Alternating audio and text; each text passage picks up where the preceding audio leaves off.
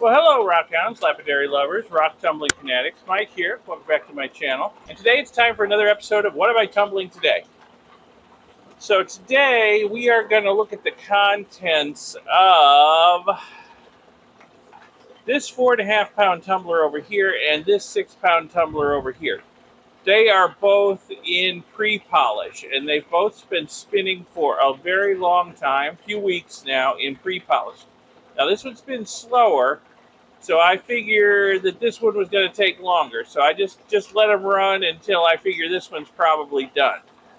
So I'm going to empty out these two tumblers and we'll take a look at them. I'm hoping that they are ready to move on to polish because that will free up a tumbler for other stuff. Let me explain how I've got my tumbler set up right now. I've got this big 12-pound tumbler back here. I use this one for rough. It is full of a lot of rocks that are in rough grit right now and have been for a while. So there's probably some rocks in there that are ready to move on to medium grit. But I don't have any available tumblers. Like I said, these two are in pre-polish right now. This one's in polish over here, and it hasn't been going for very long, so those aren't ready yet. This one down here is in rough, but it's doing a special project with a few special stones that I don't want to mix in with the 100 or so that are in there. They're a little softer, so I'm doing them by themselves. So I don't have an available tumbler drum, so I'm hoping that I can combine the contents of this one and this one together, put them into polish, and free up at least one drum that I can take the stuff out of here that's ready to go to medium in. So we'll see. Let me get these two tumblers off, and we'll take a look at the contents. I'll dump them out, clean them off, and we'll have a look and see what we got. Alrighty, so I got the contents of the 4.5 pound tumbler in here. I'm going to keep them wet. We're going to look at them and see if they look like these stones are ready to move on. Any they're ready to move on, I'm going to put back here in the ultrasonic tank to clean them so we can get all the pre-polished grit off of them before they go on to polish. I'll show you why. Here's a prime situation right here on top. This piece of red Jasper that my buddy Jim sent me.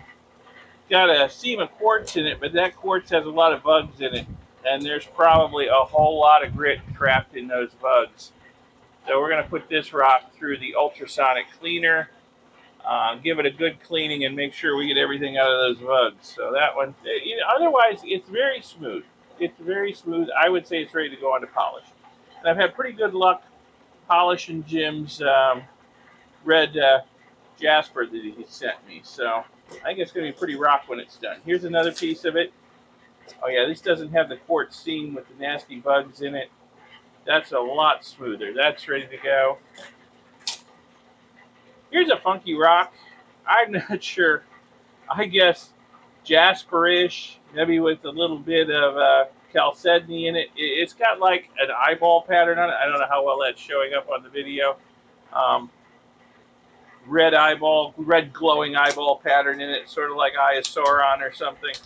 So it's got some pits in it, but on the whole, it's a very smooth rock. I mean, I could tumble this until those pits are gone, but I don't want to lose that cool pattern on it. So this is ready to go, I think. So we're gonna put that in there. Yeah, stuff's drying out. I don't want it to dry out because if it dries out, it'll be hard to get the stuff out of it or off of it. Nice piece of banded iron. That looks ready. It's very smooth. Here's another piece of that Jasper. Put that in. Yet another piece of the Jasper. Yeah, where it's not deeply fissured, it's very smooth. So I'd say that's ready. A piece of something. I guess this might be funky colored chert. There's a lot of funky colored chert in Wyoming, and that's where I collected this. Out in southeast Wyoming on one of my collecting trips. I'll put a link to that collecting trip in the upper right if you want to check it out. So yeah, I think that's just funky looking chert, but it's pretty funky looking chert. So I can go in there. Speaking of chert, I'm pretty sure that's what we've got here, but this has got a lot of weird fissures and colors in it. It's like it was fissured and the fissures were filled in with something, and well, it turned chert into something pretty. So that. Here's just a really pretty rock. And it's got some neat bands and colors in it. All right. Let's see. Here's some Four Peaks amethyst that my buddy Jim sent me to, and here's another piece. Oh, those are gonna be really shiny. Those are ready to go forward. Here's some petrified wood. The petrified wood always takes a great shine. This is from Apache County, Arizona. This might be the stuff I got at the Dobell Ranch. I can put a link to my trip to the Dobell Ranch in the upper right, too, if you want to check that out. You can dig the same kind of petrified wood there that you can get at the Petrified Forest, but you're not allowed to take any of that out of there, except at the gift shop. But at the Dobell Ranch, you can go back there and dig up petrified wood to your heart's content, and they'll give you a really good price on it, too. Let's see, got some more banded iron, some more red jasper, banded iron. I don't know what this is. This is an interesting rock I picked up in Wyoming. I have no clue what it is. Kind of like, I don't know, pudding stone, some kind of conglomerate, something. Leave a comment if you think you know what it is. I'd be interested in knowing. It's very smooth. I think it's going to take on a nice polish, whatever it is. So that's going over. I think all these are pretty much ready. That's some more banded iron. Some really colorful, pretty banded iron right here. It's got some really colorful red, yellow, orange bands in it. So that's very smooth and ready. Some more of the Four Peaks amethyst, some more banded iron, more red jasper, banded iron, Four Peaks amethyst. And I don't know what this is. I have no idea what rock this is. Maybe I should have cut it in half. It might be agate on the inside. I don't know. But it's got a really cute pattern and nice colors on the outside. It's got some deep pits, which lead me to believe those might be windows into agate. I don't know. But I need to get the polish out of those. I need to get the grit out of those deep pits. So that's got to go in there for a while. And then the rest of this, well, no, there's a couple other pieces in here. There's some more of the red jasper. There's a thin piece of banded iron and another thin piece of banded iron. But the rest of this is just tumble media, mostly scrap Brazilian agate, some pieces of banded iron, some pieces of petrified wood. Great tumbling media. All right, so that's the 4.5 pound tumbler. There's everything that came out of it. I don't have this started yet. People always tell me you shouldn't stick your fingers in there while it's running. I have stuck my fingers in super powerful ultrasonics before, and I have felt the pain as it's rattled my bones. This is not super powerful, but yeah. So I'm just going to keep these wet in here until I get the stuff from the other tumbler in it. Then we'll put a little soap and start it up and get all that gunge off of them before we move them on to polish, because I think they're all ready to go into polish. They've been tumbling for quite a while in pre-polish. Let me get the 6 pound tumbler and empty it out, and we'll take a look at what's in it. I'm hoping I can combine these. I know the 6 pound tumbler isn't super full, so we may be able to get all these in there. We'll see. Alrighty, this is the contents of the 6 pound tumbler, and I'm excited about some of these rocks in here. Right off the top here, we got this piece of crazy multicolored jasper. I don't know how well that's showing up in this light. I got a light shining on it, but it's dark out here today. It's going to rain later. That is some really cool stuff right there. That's really nice. And it's got a nice smooth finish on it. I think that's ready to go to polish. Another piece of the red jasper my buddy Jim sent me. Really smooth, ready to go. So this is an interesting rock. I found rockhounding in southeastern Wyoming. I guess, again, chert with lots of bands of funky colored stuff in it. But this is a really, really pretty rock. My goodness, that's gorgeous. Had to pick that up. So that's going on to polish. That's ready. Here's a slab of tiger eye. Actually, it might be more like tiger iron because it's got some hematite bands in it too. But can you see that? Look at that. Look at that. So I'm experimenting with. When I was on our trip into South Dakota, where we spent the whole day visiting rock shops up in South Dakota. I have a video on that. I'll put a link in the upper right. I bought a big slab of tiger eye at the rock shed in Keystone, South Dakota. And I'm experimenting with polishing thin slices off of it. And this seems to be going really well. This is, well, it's only in pre-polish, but my goodness, when it's wet, it's amazing. We'll see how it looks when it goes all the way through. And the edges are nice and smooth, not jagged, not sharp. So I'm liking these experiments I'm doing with polishing thin slabs by tumbling them. It seems to be working out. So that's ready to go. Here's some more of this crazy. Yeah, you know what this is? This is petrified wood. I thought it was more of that crazy colored chert from Wyoming, but no, this is more petrified wood from Arizona. Dobell Ranch again. Here's another thin slab I'm experimenting with, petrified wood. I'm finding that thin slabs do polish up nice, so that's good. In a tumbler, they do. Some banded iron, some really colorful stuff. Banded iron with much wider bands, much less color, but still, that's a cool rock. I want to see what that looks like. It's got this really wide hematite band through here. I know from experience that will polish up like polished stainless steel. So see what that looks like when it comes out of polish. Another piece of petrified wood. Some interesting patterns in it. This is a slice off of. Well, I was hoping it was going to be prettier on the inside. Basically, a waterline agate, but really, it's not very pretty on the inside. It's quite translucent if I put it up to the light, but the bands are very subtle. The colors are very subtle. I was hoping it would be a lot more prettier on the inside, but turned out not to be any prettier. But turned out not to be any prettier than it was on the outside. But we'll see how it looks fully polished. Maybe it'll still be pretty.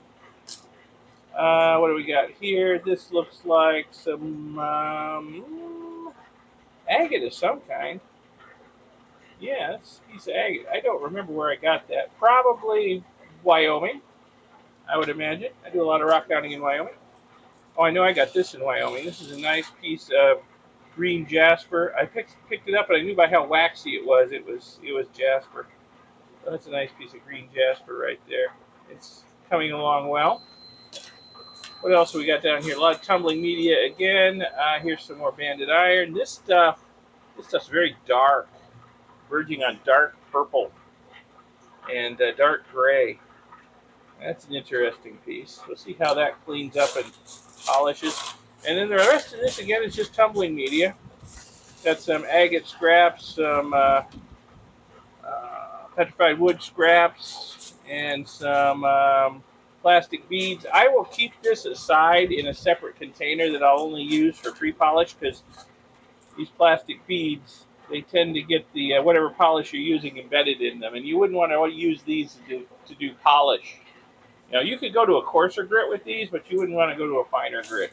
So I've got a container labeled pre-polish. I'll just put this stuff in there, and the next time I'm doing pre-polish, I'll use it. Okay, there we are, all our rocks in the ultrasonic tank. So I'm going to run this for about 40 minutes. I put a few drops of Dawn dishwashing detergent in there, and that should get them good and clean.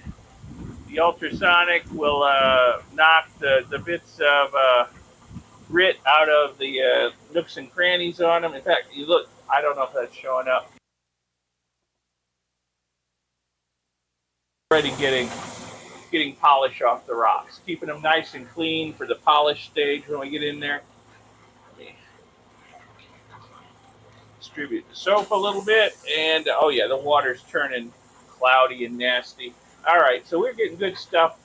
So we're getting stuff off the rocks. That's good. We need to get them good and clean before they go into polish. And I think we can probably get all these in the 6-pound tumbler and get them in polishing, and that will free up the 4.5-pound tumbler for something else. And that would be great, because I'm always short a tumbler. Okay, so I'm going to let this go, like I said, 40 minutes. Maybe go have some lunch, and then deal with them.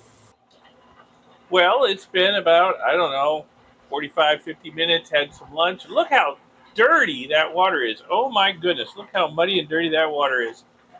I cannot emphasize enough how well these ultrasonic cleaners will get the leftover grit and polish and whatnot off your rocks. They may look clean, but until they go through here, I guarantee it they aren't.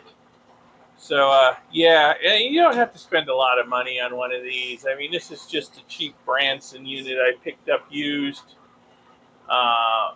Doesn't cost very much at all. I encourage you to get one if you can. You know, buy one new as a last resort, but boy, they work good. Okay, so I'm going to go take these rocks and rinse them off really, really well to get this muddy water off of them now that the water's accumulated all the crud off of them. And then we will put them in that newly cleaned barrel. I cleaned it out really good, and we'll put some polish in it, and we'll start it tumbling again. So we do all that. All right, I've got these well rinsed off. Nice clean rocks. Get them over here in this nice clean barrel. And move them gently because I don't want to put any nicks or chips in them. They are really looking nice at this point, so keep them looking nice, huh?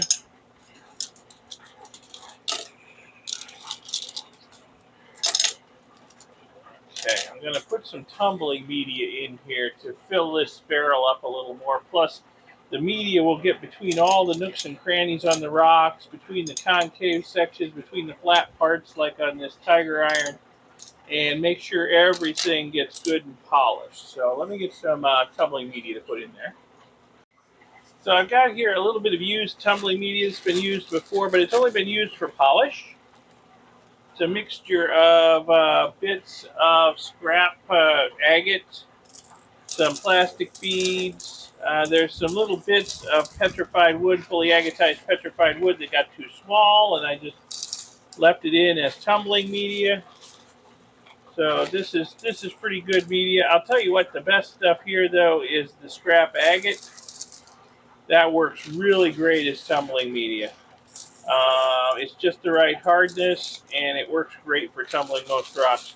My friend Jim sells bags of this scrap Brazilian agate on his eBay store just for use for tumbling media. I'll put a link to his store in the video description. Check out what he's got for sale. I think you'll find he has some really good stuff there.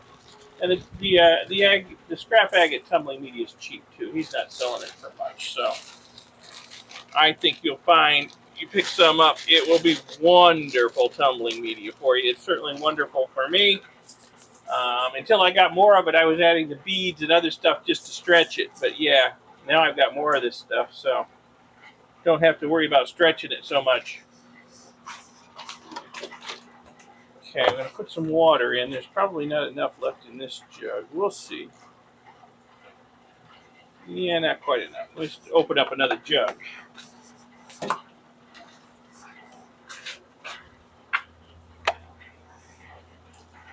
There we go. And I'm not going to put in quite as much as I normally do with the other stages because I want my polishing slurry to be a little thicker. So down a little bit lower than what I normally do with the other stages of tumbling.